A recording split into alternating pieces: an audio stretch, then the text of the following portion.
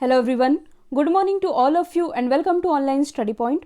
दोस्तों, आज है 18 सितंबर और आज की इस वीडियो में हम 18 सितंबर से रिलेटेड करंट अफेयर के सभी इंपॉर्टेंट क्वेश्चन को कवर करने वाले हैं। तो यदि आप लोगों को इस वीडियो की पीडीएफ चाहिए तो आप हमारा मोबाइल एप्लीकेशन भी इंस्टॉल कर सकते हैं, जिसमें आप लोगों को डेली क्विज, फ्री पीडीएफ और प्रतिदिन के करंट अफेयर का ऑडियो भी मिल सकेगा। ऑडियो सेक्शन अवेलेबल है, साथ ही अब आप लोगों के लिए subject wise notes Hindi English दोनों में ही अवेलेबल है। चैनल को अभी तक सब्सक्राइब नहीं किए हैं तो सब्सक्राइब कर लीजिए, साथ ही बेल आइकन दबाना बिल्कुल मत भूलिएगा ताकि आप लोगों को हमारे सभी वीडियो की नोटिफिकेशन सबसे पहले मिल सके। और किसी भी तरह के डाउट के लिए हमारा फेसबुक ग्रुप भी आप ज्वाइन कर सकते हैं। विश्व रोगी सुरक्षा दिवस ये कब मनाया गया है, यानी कि वर्ल्ड पेशेंट सेफ्टी डे, तो ये भी हाल ही में मनाया गया है 17 सितंबर को। और ये दिवस क्यों मनाया जाता है, तो देखिए, पेशेंट हेल्थ के बारे में लोगों में अवेयरनेस फैलाने के लिए ये दिवस मनाया जाता है। और इस बार जो विश्व रोगी सुरक्षा दिवस मनाया गया, इसकी थीम थी health worker safety A priority for patient safety. तो इसकी थीम भी आप याद रखेंगे। अब देखिए, ये जो दिवस है ये WHO यानी कि वर्ल्ड हेल्थ ऑर्गेनाइजेशन के द्वारा मनाया जाता है।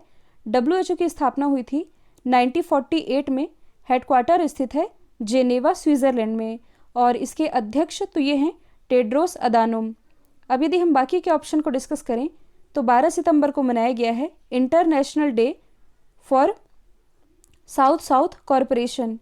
14 सितंबर को मनाया गया है हिंदी दिवस, जबकि अंतर्राष्ट्रीय हिंदी दिवस मनाया जाता है 10 जनवरी को।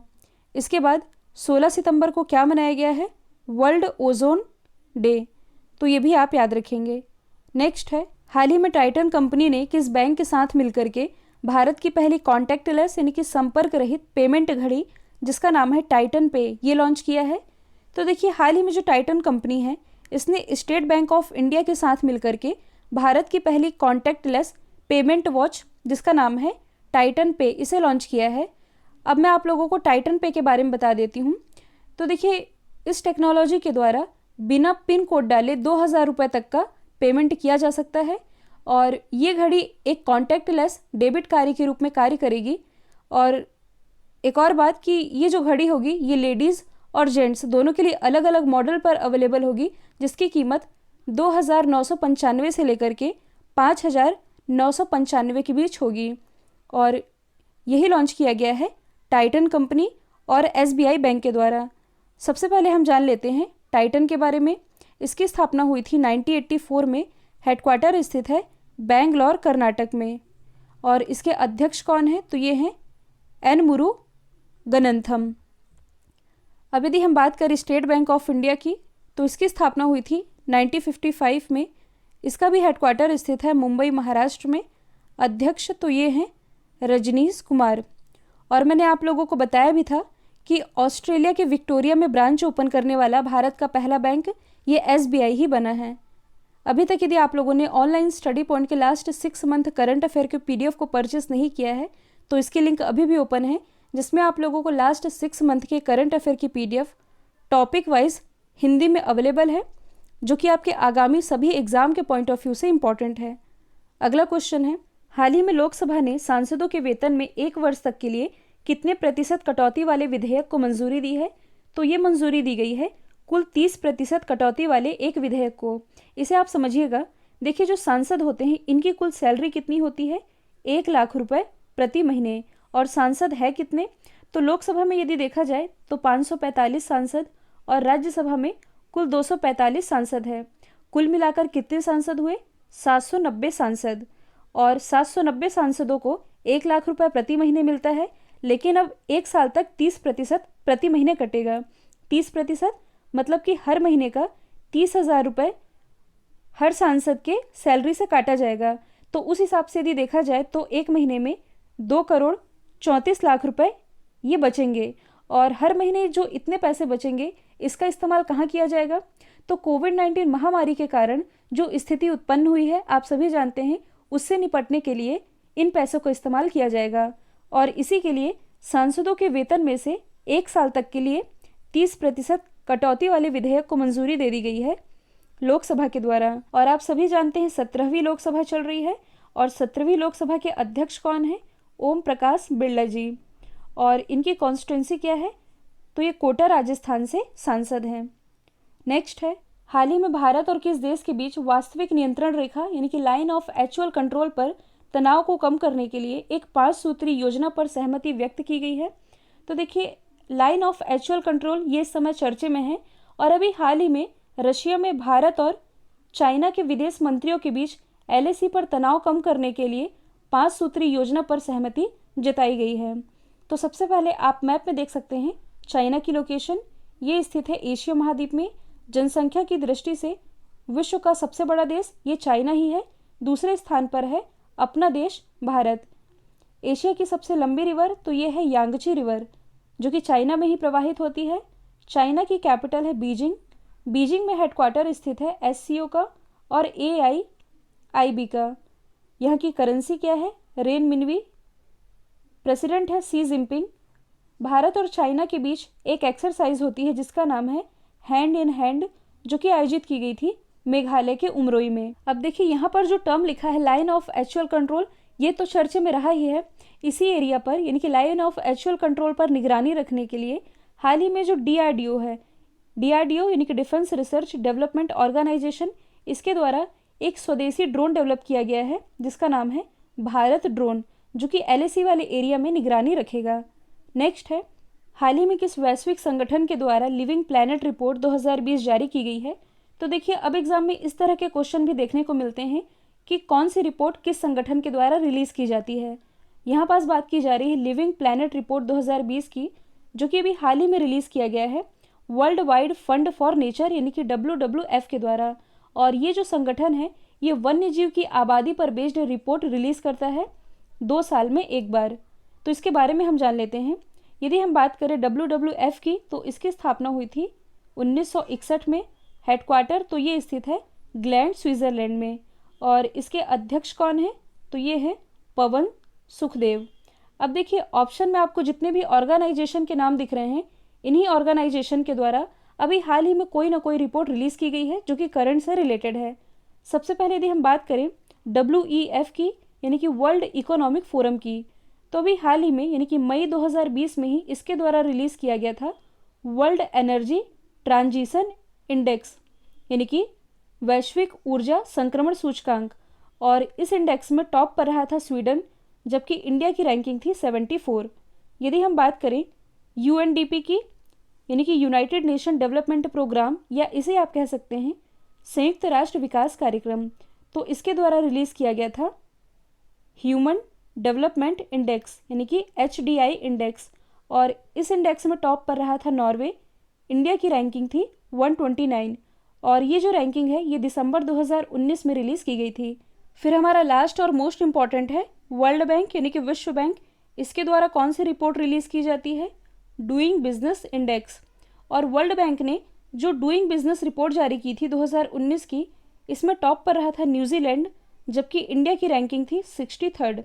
इसे आप लोगों ने इसलिए याद रखना है क्योंकि अभी हाल ही में जो वर्ल्ड बैंक है इसने अपने इस प्रकाशन पर यानी कि डूइंग बिजनेस रिपोर्ट के प्रकाशन पर रोक लगा दिया है।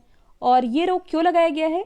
क्योंकि वर्ल्ड बैंक का कहना है कि इसके द्वारा रिलीज़ किए गए पिछले डेटा में कुछ हेरा फेरी हुई है, तो पहले वर्ल्ड बैंक उन डेटाओं की फिर से चेकिंग करेगा, उसके बाद ही नई रिपोर्ट रिलीज़ करेगा।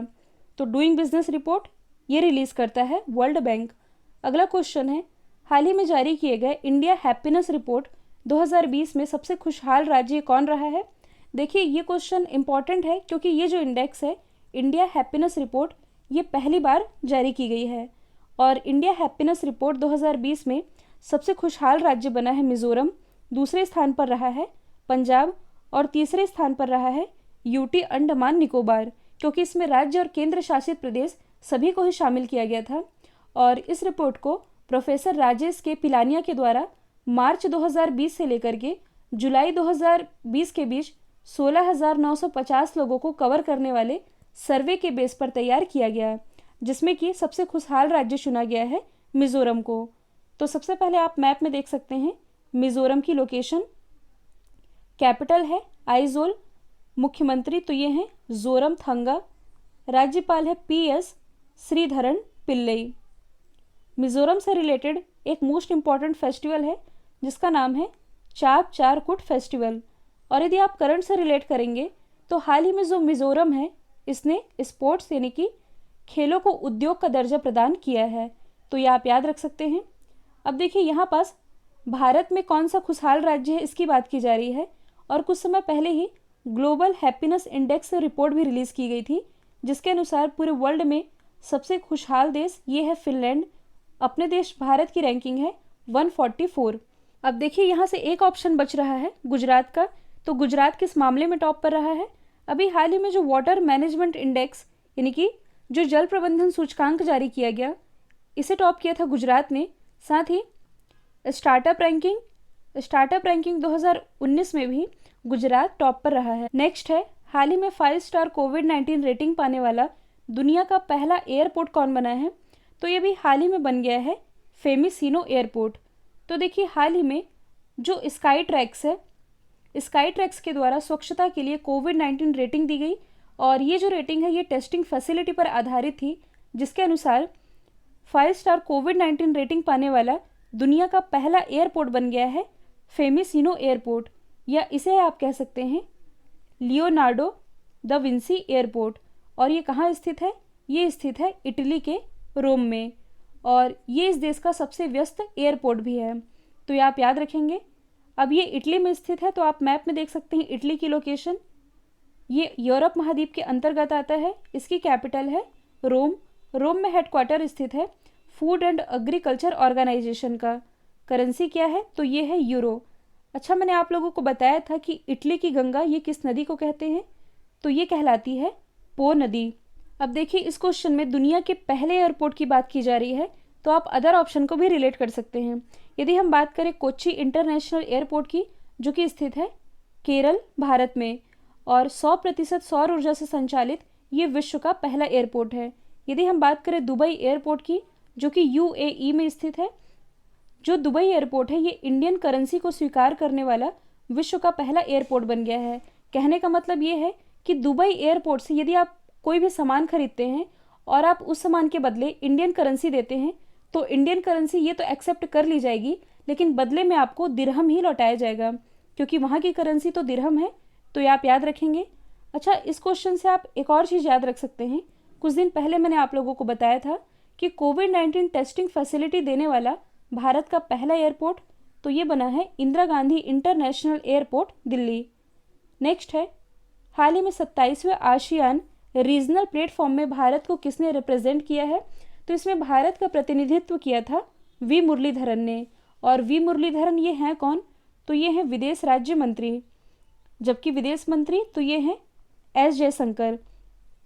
और देखिए इस प्लेटफॉर्म के दौरान समुद्री सुरक्षा, आतंकवाद से निपटना और कोविड-19 महामारी पर भारत के प्रयासों को साझा किया गया है 27वें आसियान रीजनल प्लेटफॉर्म में। तो सबसे पहले हम जान लेते हैं आसियान के बारे में। आसियान की फुल फॉर्म क्या बनती है? Association of south east Asian nation. इसकी स्थापना हुई थी 8 अगस्त 1967 में। हेडक्वार्टर स्थित है इंडोनेशिया के जकार्ता में। कुल मेंबर कंट्रीज तो ये हैं 10। नेक्स्ट है, हाल ही में ऑनलाइन पोकर प्लेटफॉर्म 9 स्टॉक्स, या इसे आप एक तरह का ऑनलाइन जुआ प्लेटफॉर्म कह सकते हैं, इसका ब्रांड एम्बेसडर अभी हाल ही में कौन बनाए गए हैं? तो ये भी हाल ही में बन गए हैं क्रिकेटर सुरेश रैना। यदि हम बात करें सुरेश रैना की, तो इन्होंने भी हाल ही में इंटरनेशनल क्रिकेट से संन्यास ले लिया है, और कुछ समय पहले ही सुरेश रैना और हरमनप्रीत कौर, इन दोनों को ही WTF स्पोर्ट्स का ब्रांड एम्बेसडर बनाया गया है। और सचिन तेंदुलकर जी, इनके बारे में कल मैंने आप लोगों को बताया था कि इन्हें अभी हाल ही में पेटीएम फर्स्ट गेम्स के ब्रांड एम्बेसडर के रूप में अपॉइंट किया गया है, जबकि विराट कोहली, इन्हें भी हाल ही में ग्रेट लर्निंग, जो कि एक लर्निंग प्लेटफॉर्म है, इसके ब्रांड एम्बेसडर बनाए गए हैं। नेक्स्ट है, हाल ही में चौथे ग्लोबल आयुर्वेदिक शिखर सम्मेलन का उद्घाटन किसने किया है? तो इसका उद्घाटन अभी हाल ही में वीडियो कॉन्फ्रेंसिंग के माध्यम से किया गया है एम वेंकैया नायडू जी के द्वारा।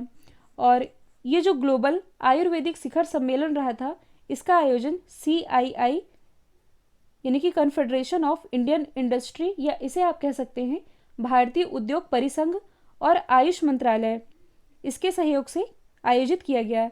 आयुष की फुल फॉर्म बनती है आयुर्वेदा, योगा, नेचुरोपैथी, यूनानी, सिंध एंड होम्योपैथी। और प्रेजेंट टाइम में हमारे आयुष मंत्री कौन है? श्रीपद यस्सो नायक, जिनकी कॉन्स्टिट्यूंसी है नॉर्थ गोवा। अब देखिए उद्घाटन किया गया है एम वेंकैया नायडू जी के द्वारा और इस समिट की थीम थी emerging opportunities for Ayurveda during pandemic. तो इसकी थीम भी आप याद रखेंगे। अब देखिए यदि हम बात करें एम वेंकैया नायडू जी की, जो कि भारत के उपराष्ट्रपति तो है ही, साथ ही राज्यसभा के सभापति भी हैं, क्योंकि जो राज्यसभा के सभापति होते हैं ये भारत के उपराष्ट्रपति ही होते हैं। और अभी हाल ही में राज्यसभा के दोबारा से उपसभापति ये बनाए गए हैं हरिवंश नारायण सिंह। जो वेंकैया नायडू जी है, इन्होंने अभी हाल ही में अपने कार्यकाल के 3 साल पूरे होने पर एक किताब लिखी है जिसका नाम है कनेक्टिंग, कम्युनिकेटिंग एंड चेंजिंग। और ये जो किताब है ये प्रकाश जावड़ेकर जी के द्वारा लॉन्च की गई, तो ये भी आप याद रखेंगे। अब वर्ल्ड मैप वाले पोर्शन में हम लोगों ने एशिया, यूरोप, अफ्रीका और ऑस्ट्रेलिया, इन 4 महाद्वीप की इम्पॉर्टेंट रिवर को कवर कर लिया है। आज हम डिस्कस करेंगे साउथ अमेरिका की इम्पॉर्टेंट रिवर के बारे में। साउथ अमेरिका से रिलेटेड ज़्यादा इम्पॉर्टेंट रिवर नहीं है, कुछ ही हैं जो कि एग्जाम का पार्ट बनती हैं, तो उन्हें हम रिवाइज कर लेते हैं। तो स्टार्ट करेंगे हम अमेजॉन रिवर से। देखिए जो अमेजॉन रिवर है ये साउथ अमेरिका की सबसे बड़ी रिवर है, जो कि एंडीज पर्वत श्रृंखला से शुरू होती है और अटलांटिक महासागर में आकर के गिर जाती है। आप देख सकते हैं एस आकार की आकृति में है अटलांटिक महासागर, जहाँ पर अमेजॉन रिवर गिरती है। यहाँ से आप एक चीज़ याद रखेंगे, ड्रेनेज एरिया यानी कि जो अपवाह क्षेत्र है उसके अनुसार यदि देखा जाए तो वर्ल्ड की सबसे बड़ी नदी ये अमेजॉन रिवर ही है। और इसका अपवाह क्षेत्र ये कितना है, 70 लाख वर्ग किलोमीटर। अब ये अपवाह क्षेत्र क्या होता है जिसके बारे में आप लोगों को बता भी चुकी हूँ। जब छोटी छोटी धाराएं जो होती हैं, छोटी छोटी धाराएं विभिन्न दिशाओं से आकर के एक मुख्य धारा का निर्माण करती है, तो इन छोटी धाराओं के द्वारा जो एरिया कवर किया गया है यही कहलाता है इसका अपवाह क्षेत्र यानी कि ड्रेनेज एरिया। और इसी ड्रेनेज एरिया के अनुसार यदि देखा जाए तो वर्ल्ड की सबसे बड़ी नदी ये अमेजॉन रिवर ही है। मतलब अपवाह क्षेत्र के मामले में ये नील नदी से भी ज़्यादा लंबी नदी है। तो ये तो हो गई अमेजॉन रिवर की बात। इसके बाद साउथ अमेरिका की दूसरी सबसे बड़ी रिवर है पराना रिवर। अब देखिए जो पराना रिवर है ये ब्राज़ील से शुरू होकर के, आप देख सकते हैं ये है ब्राज़ील की लोकेशन, ये ब्राज़ील से शुरू होकर के पराग्वे, अर्जेंटीना होते हुए ये भी गिर जाती है अटलांटिक महासागर में। तो अमेजॉन रिवर और पराना रिवर ये दोनों ही गिर रही हैं अटलांटिक महासागर में। तो साउथ अमेरिका से रिलेटेड 2 ही इंपॉर्टेंट रिवर है, अमेजॉन और पराना। एग्जाम में सबसे ज़्यादा बार पूछे जाते हैं। यदि आप और भी इंपॉर्टेंट रिवर को याद रखना चाहें तो आप इसका स्क्रीनशॉट भी ले सकते हैं। कल मैंने आप लोगों से पूछा था हाल ही में किस कंपनी ने वर्ल्ड के पहले फ्लोटिंग रिटेल मोबाइल स्टोर का उद्घाटन किया। राइट आंसर था एप्पल। अब आप लोगों के लिए आज का सवाल है, हाल ही में अमेजॉन की एलेक्सा की पहली भारतीय सेलिब्रिटी आवाज़ के रूप में किस अभिनेता को नॉमिनेट किया गया है। तो इसका जो भी आंसर है कमेंट बॉक्स में दीजिएगा। वीडियो पसंद आया है तो एक लाइक, एक शेयर ज़रूर करिएगा। इस समय देख रही हूँ कि आप लोग लाइक ज़रूर करते हैं लेकिन शेयर बिल्कुल नहीं कर रहे हैं। तो वीडियो यदि पसंद आया है तो एटलीस्ट एक स्टडी रिलेटेड रूप में शेयर करना बिल्कुल मत भूलिएगा। तो आज के लिए इतना ही। Thank you so much.